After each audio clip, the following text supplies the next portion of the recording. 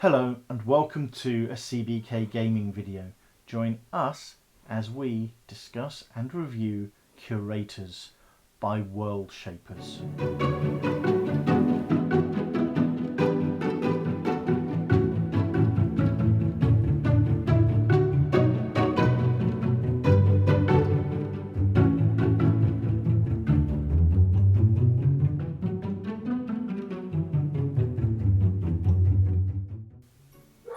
So what is Curators? Curators is a 1 to 4 player competitive board game. It sets you as the curator of a museum. You have to build the wings. You have to fill those wings with artifacts. You have to get money. You have to increase the footfall, so you have to bring more visitors into your museum. There is a single player solo version of the game which works rather well, but the bread and butter of this is the 4-player competitive game that sets you all against one another to try and make them or create the most victory points, and everything you do works towards that end. Whether it's money, so create the more money you have, you can increase your victory points. The more artifacts you have in the wings of your museum, the patterns that relate to objectives that you are set, called contracts, everything generates those very precious victory points. And right at the outset, I'm going to state this game belongs in your collection. It is great fun. This game and Quacks of Quedlinburg, two games that are fast to play and so much fun in different ways. This Curators, I love history and I love reading about history. I love seeing things which generate that thought and wonderment around our past. And in this game you've got the contract cards that show artifacts in museums, and it's interesting to read about them. It's nice to see the images of them. It's not done in the same way as the museum board game, which we also really like, which is much more of a set collection game. Yeah. And you have all the artifacts and they're much more relevant to the board game. In this, they're in the periphery, they're in the contracts. Mm-hmm. But overall, if I want to play a fast-paced game that is good fun and that you have a good laugh with, I will grab this, or I'll grab Quacks of Quedlinburg. It looks fun on the table because it's slightly different, having the swirl of tiles on the table. Can be a little bit tricky by our placement, not by the game itself. How we've placed them can sometimes confuse us as to which one is next in the list. But overall, for me, if I was giving this game a score out of 10, this is a 9 out of 10. It's not a perfect score because I'm harsh and I don't tend to give things a perfect score, because I think there's always something that you can improve. And that is very true here. I think there are some areas where there can be some improvement. Mm-hmm. The main one for me was, if you're not playing 4-player, you take some of the tiles out for sort of 3-player or 2-player. And to tell which tiles you take out, there are tiny, tiny little images of little people in the middle of the tile. But they're so faint that it took me a while to realise that was what I was looking for. But to be honest, that was the only fault I personally found with those. I mean, the quality of the tiles is really nice, really good thick cardstock that I think is going to last, especially when you're moving the tiles. Mm-hmm. And using them a lot. I think they're going to last quite some time. Absolutely. For the price point in the UK, which we should point out, I think Zatu is between £20 and £30. So I think this is phenomenal value for money. The cardstock, as Karen has pointed out, is very good. The print quality is very good. Nothing is printed offset like we've seen in some much more expensive games. The colour's all good, not faded, like we've seen in some other games. Where I think there can be some improvement is in the rules. Now, the rules are actually quite easy to read, but I think they need an FAQ to point out a few of the things, like what constitutes a full wing. Yes. So do you need to put an artifact in every part of the wing to make it, especially as one of the photographs I think that talks about it only has one artifact in the wing. I think just having a simple FAQ, we realised early on that we'd made a mistake. Probably tired, that's why we're probably an oversight. We wouldn't make a mistake. No. But an FAQ would help in that. I mean, going back and reading through it, it is there, but because it is such a simple, easy game to pick up, all the sort of main bits just are in the little paragraph, and that's it. And it's easy to glance over that paragraph as you're learning the rules and then realise you've gone wrong and go back and find them. But I think it's because of how simple it is to pick up and play. Yeah. Overall, the game itself, there's these chits, and each turn you turn one or two over, depending that match. So they all represent. So there's the collection manager, there's the restorer, the financial manager, the carpenter, and the archaeologist. The archaeologist goes out and finds relics. You could put some in your storage, and some have to go into the auction house. The builder builds wings, so you can have an extra wing on your museum. If you have two of the chits with the builder image on it, then you can build two, but you'd need to pay some money towards that. The restorer takes whatever the archaeologist or the collection manager has put into storage and puts it into the wings. And that's where, when you complete a wing, you can increase the number of visitors to your museum. And that the financial manager then turns those visitors into cash. If you have one financial manager chit showing, then you would get a certain amount of money.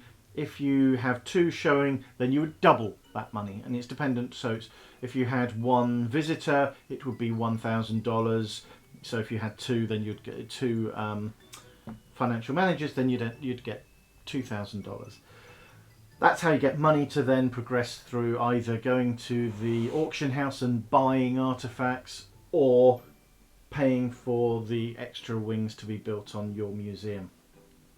And it is that simple. Mm-hmm. Yeah. The strategy comes in that it's not the same symbol on the back of each person. And so it's working out which action you want to do this round to expose the person that you want to use next round. Because have you already turned over their main one and they're not exposed anymore? And it's sort of planning 2-3 goes ahead, but you don't need to. That's the nice thing. There's so many options to do that I was working on a project, got it completed, and then went, now what? And I hadn't got a plan for the next couple of rounds. So you just go, that person's free, I'll use their ability. Other ones, you're sitting there going, now if I go to the auction house now, that frees up the carpenter, which means that next go I can build that wing, which then completes this contract. And yeah, there's lots of strategy can go into it, which I really have enjoyed. You can play ahead, yes, as you say, you can play ahead in this game. But overall, it's just really good fun to play, really fast, nice components, looks good on the table, looks different. Absolutely solid game for me. Yeah. Something that I will, if we've got four people sat around a table, I will want to play. And that to me is a sign of a good game. Yes, of course, I'd always veer towards Sleeping Gods, Folklore, Tainted Grail. but you don't always have the time to play through a lengthy campaign. And there are loads of games that we like to play that are those faster games. This is one of the fastest that doesn't end up being a party game. Yeah. So that's why I put this with Quacks of Quedlinburg. These two games, very on par for me. They're two games I will always want to play when we've got people around. They're nice, they're light-hearted, Yeah. they're competitive, but in a fun way. It's sort of just the most points that you can score, but how are you going to score those? And I also really enjoy the puzzle element from the contracts, because as you're building your wings, you've got blue, red and black quarters. And you pick up a contract, which you then got to build the pattern or find the pattern in what you've already built, which saves you time. You can just get the points by keeping that card. Others, you're sitting there rotating. You're trying to work out if you've got half of the pattern there. So do you just need to buy another blue one and add this in here? And yeah, it's you've got the puzzle element as well as the competitive element. And it's really good. Well thought out. There's also an advanced level where you get these extra cards, and that throws a few extra challenges in and gives the game a little bit more longevity. But as I say, I think this game has longevity in the fact that it's fast to play, it's fun. I don't see it becoming a chore to play. Where some games, once you've learnt the mechanics, once you've learnt some of the way the game plays, it can become a chore to play it. So I would say if you are looking for a family, fun, fast-paced, entertaining game that I don't believe there are any expansions. I could certainly see one adding an extra player or an extra 2 players, but right now I don't believe there are. Pick it up. Especially in the UK, if you look at the prices at the moment, I think this is a steal for the prices out there. Really think it's a fantastic value for money. It really is a good, fun, enjoyable game that gives you a solo campaign a solo game to play. I say it's a campaign because there's different missions in the book. I see it as a campaign. You can go through and it sets you different missions to play through. All in all, what are you waiting for? If you're looking for that sort of game, go and get it. It's out there now. Highly recommend Curators. Yeah, Yeah, definitely, without a doubt. So all that's left is to say thank you for watching. If you have enjoyed this video, please consider subscribing to us. We're trying to build up the channel and bring you more fun and interesting content around different games that we enjoy, and we're beginning to get games given to us by various designers.